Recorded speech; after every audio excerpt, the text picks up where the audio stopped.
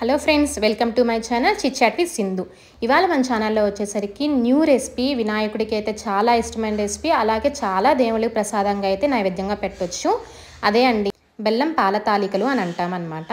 ఈ బెల్లం పాల తాలికలు చేయాలి అని అంటే పాలు విరిగిపోతాయని లేదా తాలికలు విరిగిపోతాయనో మనం బెల్లం పాల తాలికలు అయితే చేయము. ఇలా చేసి ఒక్కసారి ట్రై చేయండి. దీనికోసం అయితే ఒక హాఫ్ కప్ సగ్గుబియ్యం అయితే నానపెట్టుకోవాలి. ఒక 20 మినిట్స్ నానపెట్టుకున్న తర్వాత స్టవ్ మీదకి ఒక గిన్నె తీసుకొని దాంట్లోకి ఒక కప్పు మనం సగ్గుబియ్యం దేంతో అయితే కొలిచామో ప్రతి దానికి అదే కప్పుతో అయితే మెజర్మెంట్ చేయాలి. ఒక కప్పు నీళ్ళని అయితే యాడ్ చేస్తున్నానండి. దానితో పాటు ఒక స్పూన్ నెయ్యి అయితే యాడ్ చేస్తున్నాను. ఎందుకంటే తాలికల కోసం నెయ్యి యాడ్ చేయడం వల్ల స్వీట్నెస్ అయితే బాగుంటుంది. మీకు ఇంకా కొంచెం స్వీట్నెస్ కావాలంటే 1 స్పూన్ బెల్లం కూడా యాడ్ చేయొచ్చండి. తర్వాత అదే కప్పుతో బియ్యపిండిని అయితే యాడ్ చేస్తున్నాను. ఇది పొడి బియ్యపిండి అండి, మార్కెట్లో తీసుకొచ్చుకున్న బియ్యపిండి. దాన్ని అయితే యాడ్ చేస్తున్నాను. లో ఫ్లేమ్లో పెట్టుకుంటూ నీళ్ళని బెల్లంని ఎటువంటి గడ్డలు లేకుండా కలుపుకోవాలి. వేడి మీద ఉన్నప్పుడే ఎటువంటి గడ్డలు లేకుండా కలుపుకోవచ్చండి. చల్లబడ్డాక మనకి గడ్డలు అనేవి కలవండి. అందుకనేసి వేడిగా ఉన్నప్పుడే మనం కలుపుకోవడం మంచిది.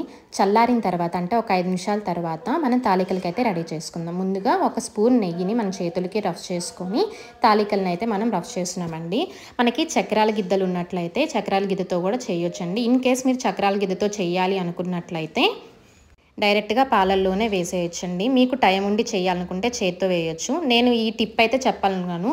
జస్ట్ 1 ఫింగర్తో మీరు ట్రై చేయడం వల్ల అయితే చాలా ఈజీగా వస్తాయి. అలాగే ఈవెన్ షేప్లో అయితే తాలికలు వస్తాయండి. తాలికలు అయితే చేయడం రెడీ అయిపోయింది. ఇన్ కేస్ మీకు ఉండ్రాల్లా చేయాలనిపిస్తే చిన్న సైజు ఉండ్రాలు కూడా చేయొచ్చు.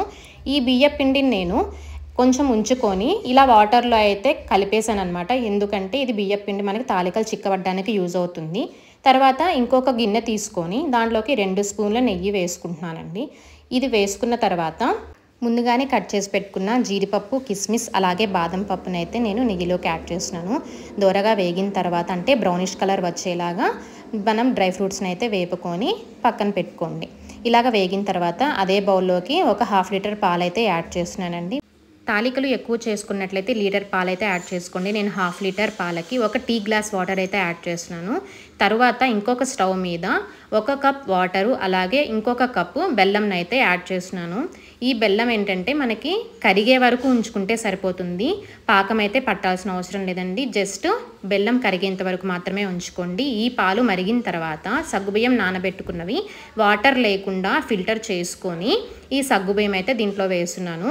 అవి మరిగేలోపు బెల్లం అయితే మాత్రం కరిగిపోతుందండి. ఇలాగా సగ్గుబియ్యం అయితే పైకి తేలుతూ ఉంటుంది. ఆ టైంలో మాత్రమే మనం తాలికలను అయితే దీంట్లో యాడ్ చేసుకోవాలి. తాలికలు వేసిన వెంటనే తిప్పకుండా ఒక 5 నిమిషాలు ఉడికిన తర్వాత అయితే తిప్పొచ్చండి. మనం వేసిన వెంటనే తిప్పడం వల్ల ఏంటంటే తాలికలు విరిగిపోతాయి. పర్ఫెక్ట్గా కుక్ అయ్యాయా లేదా అనేసి తాలికలు కొంచెం పక్కన తీసుకొని మనమైతే చెక్ చేసుకోవచ్చు. ఉడికిన తర్వాత మనం ఇలాచీ పౌడర్ని అట్లాగే డ్రై ఫ్రూట్స్ని యాడ్ చేసుకొని మనం కలిపి ఉంచుకున్న బియ్య పిండిని దీంట్లో యాడ్ చేస్తున్నాం. తర్వాత బెల్లం సిరప్ని అయితే యాడ్ చేస్తున్నాం. ఫిల్టర్ సహాయంతో యాడ్ చేయండి. అది కూడా చల్లారిన తర్వాత మాత్రమే యాడ్ చేయండి, లేకపోతే పాలైతే విరిగిపోతాయండి. చూసేశారు కదా బెల్లం పాల తాలికలు ఎంత సింపుల్గా అలాగే ఎంత టేస్టీగా రెడీ అయిపోయాయో.